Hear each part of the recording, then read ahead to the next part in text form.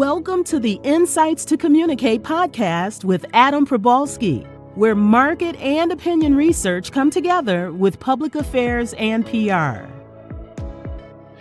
Welcome, Kathryn Miller, licensed clinical social worker, runs a firm called A Better Place to Work, people, culture, all that fun stuff. Excited to hear about what you do, and feel free to kind of dive in with what you do, but also more importantly, we want to know how you got to where you are today, what your journey looked like to get you where you are today. Cool. Well, Adam, thanks for having me on the podcast today.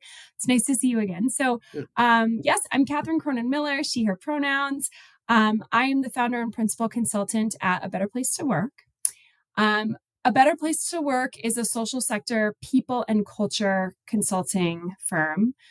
We create engaged, inclusive, and high-performing workplaces. And we really do that in the name of impact. And I'll tell you probably a little later why it's so important that I say that. But everything we do is in the name of driving impact in the social sector. And so how did I get here? Geez Louise. So I've been in the social sector about 20 years. I knew when I was in college that I really wanted to work like in the name of social justice on social impact causes. And I had no idea how I was going to do that. I moved from the East Coast out to Los Angeles with a suitcase and pretty much nothing else. I was really inspired by someone, actually a priest, a Jesuit priest, Father Greg Boyle, who runs Homeboy Industries. And he had come to speak at my college on the East Coast and is out of East Los Angeles. So some of your listeners may be familiar with him. Does amazing work. And I was really inspired by that, spoke Spanish, couldn't wait to get out there and just see how I could make a difference. And then my journey led through so many different things. I became a social worker. So I did a master's in social work at the University of Southern California.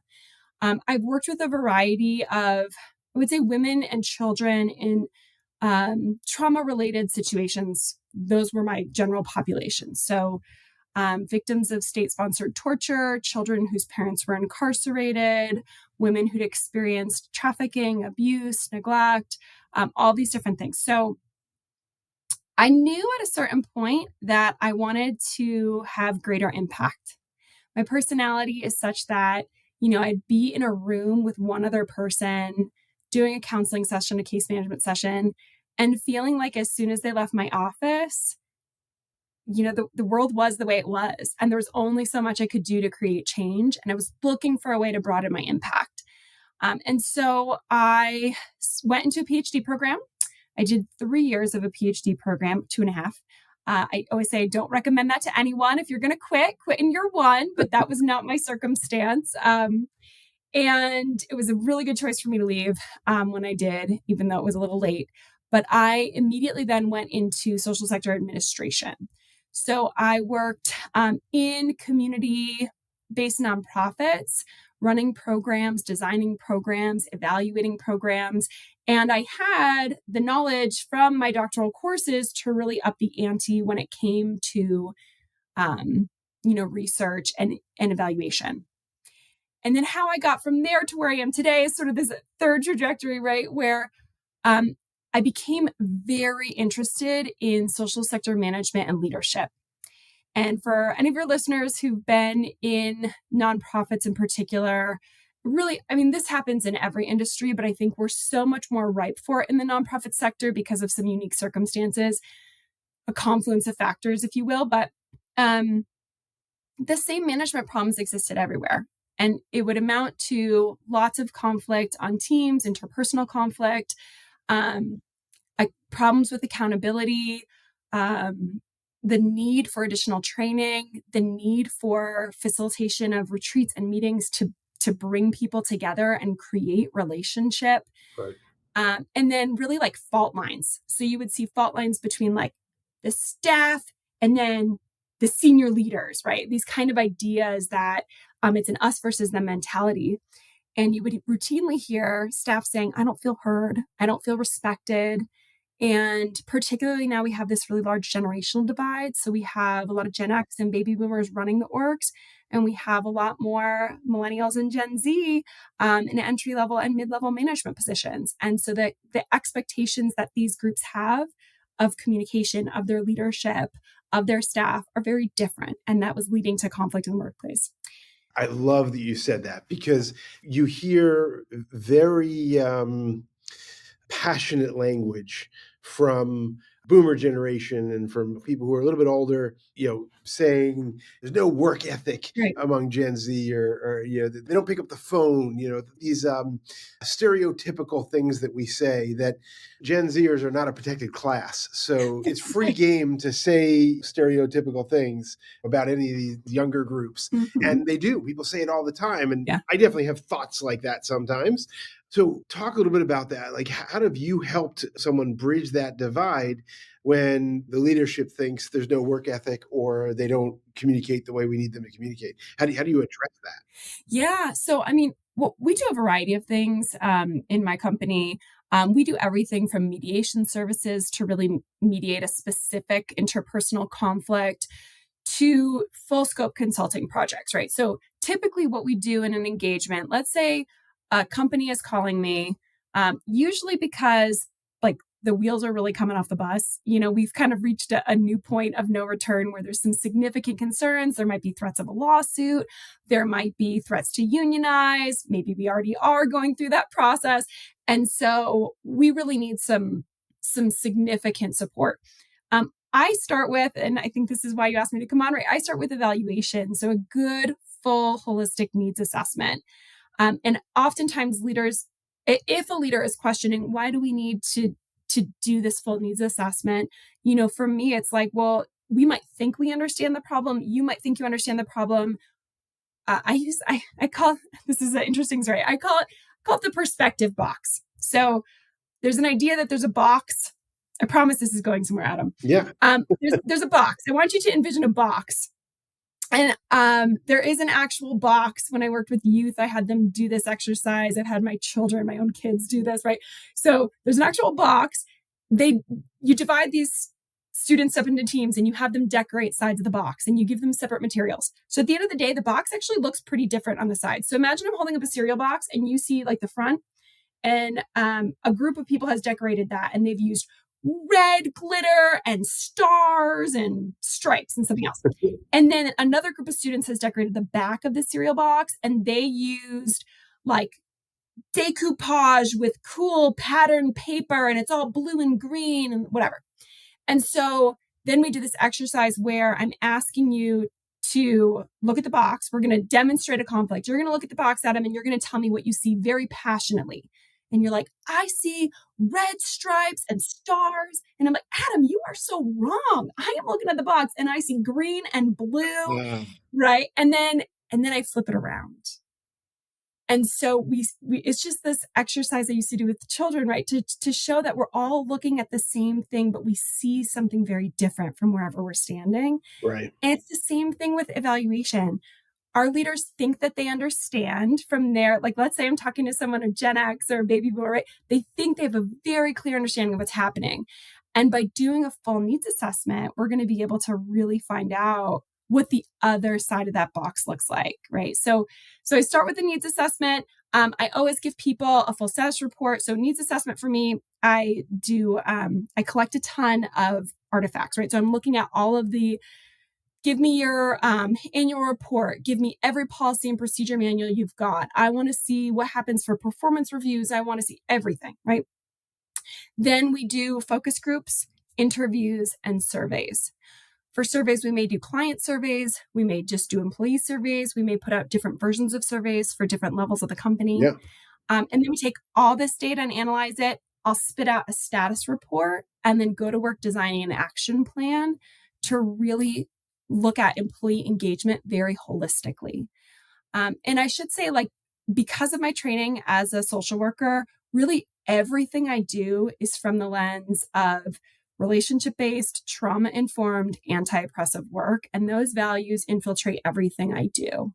That's great. I think there's a big need for that across pretty much every kind of workplace where people are these days, because I think there's a lot of disconnects. Mm-hmm. You talk about trauma informed, and I looked at that ahead of time, and I've really thought as an organization, our organization, because we do a lot of work in all different kind of communities, constituencies. Sometimes it's residents, sometimes it's voters, sometimes it's employees, sometimes like the work we're doing now is among educators. Like it's always these different environments.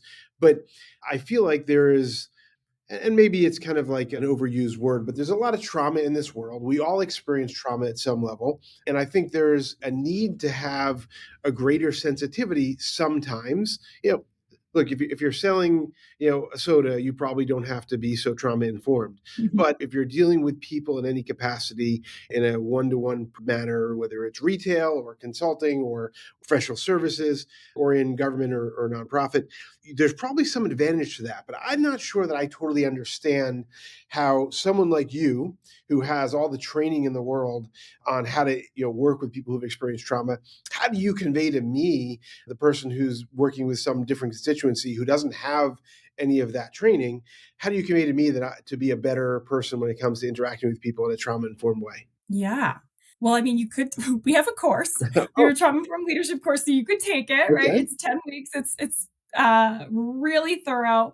But no, I mean, really what this is about, we also do individual coaching, right? So if in either of one of those methods, our clients would be working with us pretty intensively. And if we were to boil everything about trauma informed leadership down into 5 words, right? It is safety, choice, collaboration, empowerment, and trustworthiness. And this is not just from me. If folks want to fact check, right? SAMHSA's full of all kinds of research on this with trauma-informed organizations, but also I have to give a shout out. At the University of Buffalo, there is a social research center, and they do tons of work on trauma-informed care and trauma-informed organizations. So they have plenty of resources if your listeners are interested. There's no rule book, Adam, that I could give anyone that says, okay, when you're running an organization and your direct report comes to you and says this specific thing, and you are really ticked off, this is exactly how you're supposed to respond in a trauma-informed way, right? Like there's no playbook that I could give you for that. Instead, it's helping people take those 5 principles and figure out, how do I apply them in any given situation? So I might be, as a leader, I might be really ticked off at a direct report who seems to be totally slacking off, seems like they're really distracted, whatever the case may be. And I might want to come down really hard on them. I might want to be like, they need a little bit of a, swift kick in the butt. I'm going to meet with them and I'm going to say, lay down the law, right? I'm going to say, stop asking for time off. Stop asking for hybrid, whatever. I need your butt in a chair and get your work done, right? And I really I understand, especially leaders today, we've been through a heck of a few years, right? And I think that there's a desire to hold people accountable, which is good. And there's a desire to increase productivity, which is good. But the truth about anyone who knows about employee engagement, the single largest driver of productivity is employee engagement. And trauma-informed leadership is a significant factor in employee engagement. So if you do come down hard and swift on someone, you're actually probably not going to maximize your productivity. You're actually going to do the opposite. You're missing an opportunity to create that true connection. Now, trauma-informed leadership does not mean you let people do whatever they want. They walk all over you. It doesn't mean you have to be, quote, nice. Not at all. In fact, trauma-informed leadership really requires people to have firm boundaries and hold people to them. That's how we create a sense of safety. Employees actually want to know what they're supposed to do and what they're not, right? So all of this works together in a really beautiful, unique way. But that's what it is. It's just taking those 5 principles and figuring out on any given day, how can I make this person feel safe? How can I increase their choice? How can I empower them to solve their own problem? That kind of thing. That makes sense. I feel like people thrive in environments where the rules are defined. Yes. And obviously there's things that change over time, but the idea that, this is how I'm going to be treated if I do this, makes a lot of sense. And it removes that uncertainty and it gives people some clarity. That's cool. And that works generationally. Oh, yes. I mean, that works for everyone on the planet. So, Right. I mean, just think about, I'll try to think of a good example for you, Adam. Okay, let's think of an example I've been working on recently. Yeah. Let's say there's an interpersonal conflict between someone who's of an older generation and someone who's of a younger generation.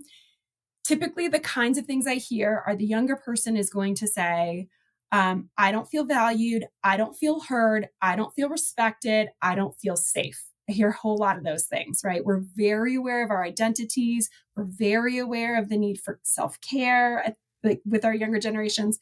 And our older generations are like, I have given and given everything they have asked me for, and I am so unappreciated. Here they come back asking me for more.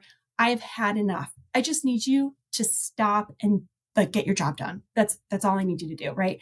And so in this kind of example, both parties, there's not one right answer, right? It's just a very different expectation of what the workplace is or should be or how we should communicate.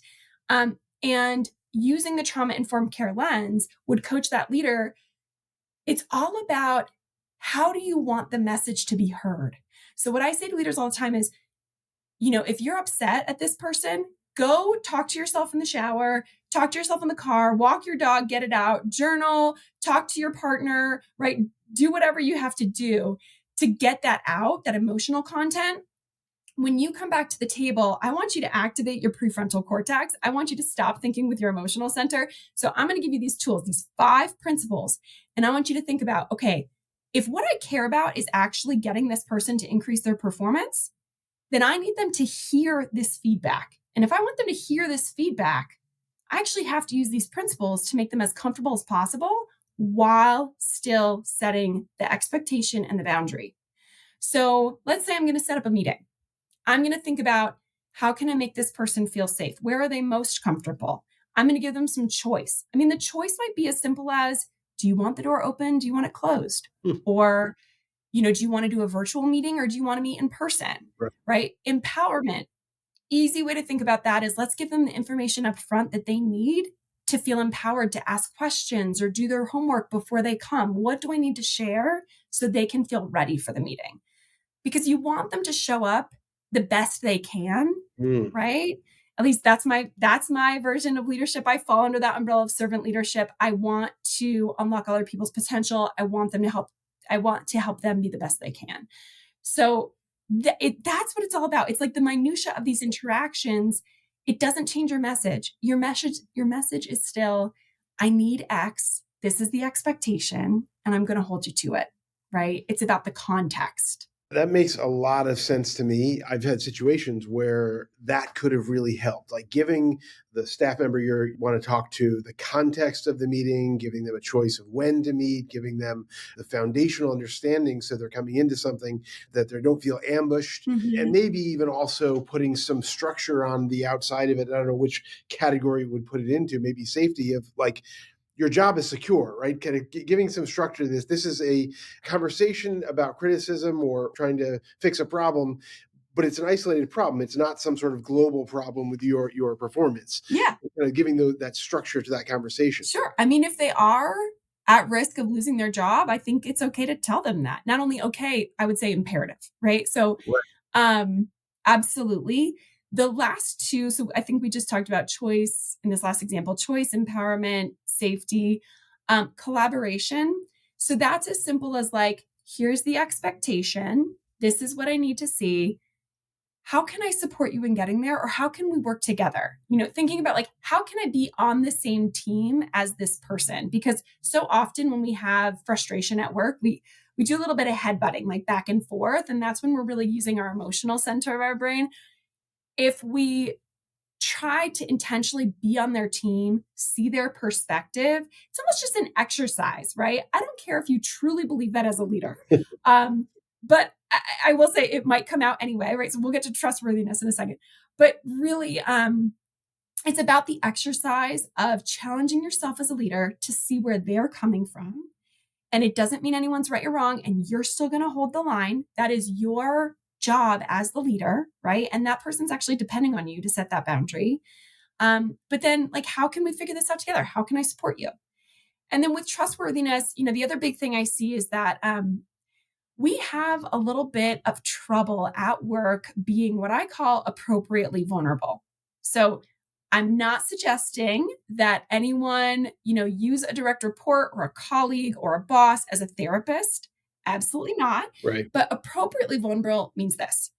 A client that I recently worked with, for example, was having a really hard time overseeing a specific team. And this team had a ton of conflict interpersonally among those team members and had been unchecked for a long time. And things had really kind of escalated to a point where several staff members felt unsafe, at least emotionally. There might have been some threats of physical violence, right? So things were really in a tough spot. And that leader, I coached them into saying, like, we're not going to sugarcoat this. When leaders stand up and have this very stoic, I have this all under control, people know you don't, right? That's how you got here. So you actually look more powerful when you just own it. And that level of vulnerability builds trust and trustworthiness. People need to see that you have integrity, you will own up to your faults. So going into that meeting and saying, I want to acknowledge this has been happening for a long time and I haven't intervened. And I apologize for that. And I'm here today to start us on a new track, right? You're going to get much more buy-in in that process by that short bit of vulnerability than you would if you just come in and like pretend like you're on top of everything. They all know you're not. That's how you got there, right? So that's an element of trustworthiness that I think is really overlooked and maybe getting some more play these days, but still we have a lot of work to do in the sector. Makes a lot of sense. Okay, great. So we're going to switch to tech stack. And I have a sense that this might not go the way I expect it to go. What is your how you operate? Are you some proprietary system? Do you use typical Google sort of stuff? Do you have to have that one app that is critical to how you work? What's the tech that you need to do your work? Yeah. So, I have training and experience in some software programs I think that the reason we were originally going to talk today was really about, like employee surveys and that type of work. So when I do focus groups and surveys and interviews, I sure get a whole ton of qualitative data. I have training and expertise in a few different software programs. Atlas TI is a big one, SPSS and Stata for other forms of data. Sure. But I don't really use those anymore. And partly that's just because of the size of the clients that I work with. I typically work with mid-sized nonprofits. Maybe like if I'm working with a school, right? Like we're not looking at data sets that have thousands and thousands of responses. So for me these days, I'm using a whole lot of Google and I'm using a whole lot of Excel. Okay. And, I'm very old school. I also, when I'm mapping out my status reports and action plans, I'm a whiteboard kind of girl, right? So I'm not into all the latest and greatest. It can take me quite a while to learn new technology. And so what I'm doing works. If it's not broke, I'm not fixing it. Look, I'm a fan of the pen and a notebook, so I'm very happy with this sort of thing at some point, right? Sometimes it's got to be online, but I think we all have the things that we gravitate towards. And in conversations like this, I need a pen because it's good to write things down. Okay, lastly, words to live by, your mantra, what you want to tell the world or what runs through your head and drives you. What's that phrase that comes to mind? Oh my goodness. Okay, let me think of a good one here. Actually, your listeners won't be able to see this, but I can show you. I was given something a long time ago that I've held on to, and I still kept it. It's a little note card. You can see this. It says, leadership is unlocking, right? People's potential to be better. Right. And I mentioned this earlier, right? But there's obviously different versions of leadership. My version of leadership falls under the umbrella of servant leadership. I really believe that we're here to serve others. And I think oftentimes the leaders that I work with want to do that, but get so frustrated because often they don't have the specific skills to overcome a unique challenge. And what I help people do, what I teach them to do is find that middle ground between being a doormat and a bully, Mm. right? Like as leaders, it's our job to set the tone, to hold people accountable, but we don't need to do it in a way that is this, I'm stoic and I'm objective and I'm hard and I come down and I tell. That's what actually sends people to the door. So what is this middle ground? What is that voice in the middle where you can bring them into the conversation, right? And so this kind of started my journey before I even started my consulting company. I've held on to this for many, many years, as well as other notes from folks I've worked with. But yeah, so that's just one. Very cool. Awesome. Grateful. Kathryn, thanks so much for joining, and we'll hope to keep the conversation going. Yeah, thank you, Adam. This has been Insights to Communicate with Adam Probalski, president of the woman and Latina-owned market and opinion research firm, Probalski Research.